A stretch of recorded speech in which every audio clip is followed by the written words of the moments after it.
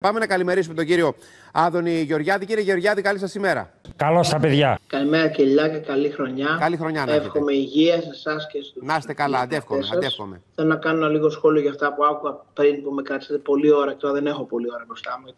Το θέμα της αθρώας μετανάστευσης και λαθρομετανάστευσης στην Ευρώπη δεν είναι απλό θέμα, είναι πολύ μεγάλο θέμα. Μεγάλη ανακάλυψη κι αυτή. Αποτελεί σήμερα ίσως το μεγαλύτερο ζήτημα στις δυτικές κοινωνίες. Όπως ξέρετε, από την βασική διαμάχη στις προεδρικές εκλογές στις ΗΠΑ μεταξύ του πρόεδρου Τραμπ και του πρόεδρου Μπάιντεν, Ναι. αποτελεί κομβικό ζήτημα σε όλες τις εκλογές στα ευρωπαϊκά κράτη και αποσταθεροποιεί κυβερνήσεις και κανένας δεν μπορεί να μην το δει σοβαρά. Έχουμε χορτάσει από αγγελίες. Το σοβαρά τι σημαίνει? Σημαίνει ότι πρώτα απ' όλα πρέπει να πούμε στον κόσμο αν υπάρχει όχι πρόβλημα. Ναι, υπάρχει πρόβλημα.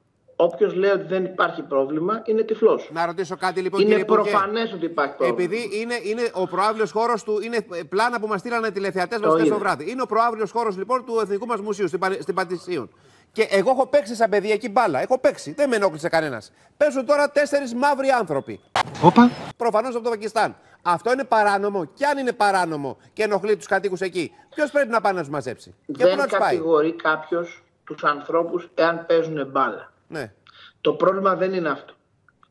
Το πρόβλημα είναι ότι η αθρώα λαθρομετανάστευση στην Ευρώπη και στην Ελλάδα έχει δημιουργήσει σοβαρά ζητήματα εγκληματικότητας.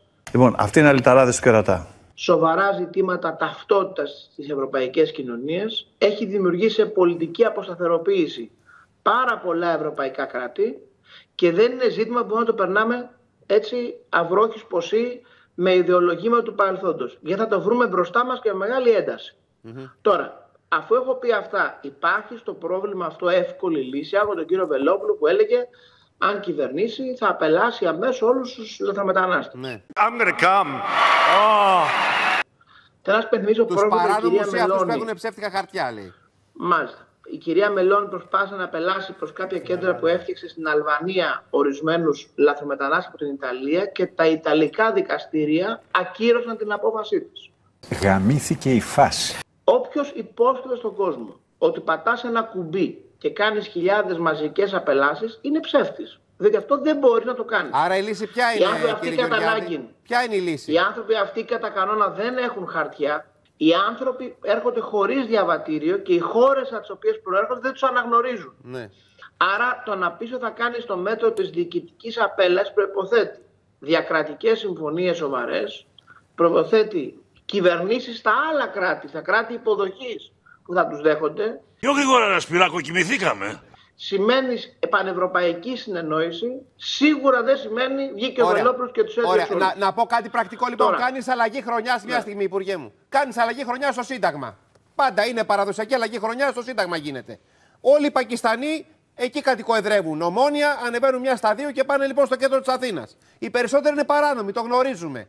Τι κάνεις λοιπόν, κάνεις face control και τους λες μην έρθετε στην αλλαγή του χρόνου? Πώς το κάνεις αυτό? Πιασάρικο το θέμα, μιλήστε μας γι' αυτό. Δεν είναι τόσο εύκολο τίποτα από όλα αυτά που λέμε. Μα τι κάνεις, όλα επειδή έγινε μεγάλη κουβέντα. Όλα αυτά που λέμε είναι δύσκολα. Ναι. Όμως, παρά τα όσα προσπαθούν πολιτικοί μέσα αντίπαλοι να πούν, η κυβέρνηση του Κυριάκου Μητσοτάκη έχει πετύχει να έχουμε μακράν τη μεγαλύτερη βελτίωση στις εισρωές λάθρομεταναστών από κάθε άλλη ευρωπαϊκή χώρα. Πολύ καλύτερα και από την Ιταλία της κυρίας Μελώνη που το έχει κάνει κεντρικό της προεκλογικό θέμα. Και οι απελάσεις έχουν αυξηθεί επί Μητσοτάκη κατά πολλές χιλιάδες. Δεν με απαντάτε όμως στο συγκεκριμένο πρόβλημα. Μπορεί να γίνει στα αλήθεια. Ωραία. Αυτοί είναι αριθμοί λοιπόν που μου λέτε. Μπράβο και καλά κάνετε και τους λέτε και είναι και σωστά αυτά που μας λέτε. Πάμε στην πράξη. Εγώ μένω εκεί δίπλα και κάνω αλλαγή χρονιάς και κατεβαίνω κάτω και βλέπω 1000 μαύρους από κάτω. Σταμάτα! Και ξανανεβαίνω πάλι σπίτι μου. Και βγαίνω και λέω ντροπή και έσχος. Το πρόβλημά μας είναι οι 365 μέρες το χρόνο όπου έχουν έρθει άνθρωποι που πολλοί δεν τους γνωρίζουμε και που αντικειμενικά, ό,τι και να λέμε, έχουν συμβάλει καθοριστικά στην αύξηση κλιματικότητας. Έχουν συμβάλει καθοριστικά στο να δημιουργείται ένα αίσθημα ανασφάλειας στον κόσμο.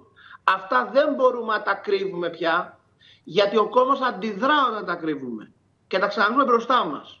Άρα είναι θέματα σημαντικά που πρέπει να αντιμετωπίσουμε. Αλλά με τον τρόπο που προβλέπει το ανθρώπινο δίκαιο, το ευρωπαϊκό δίκαιο και το πολιτικό.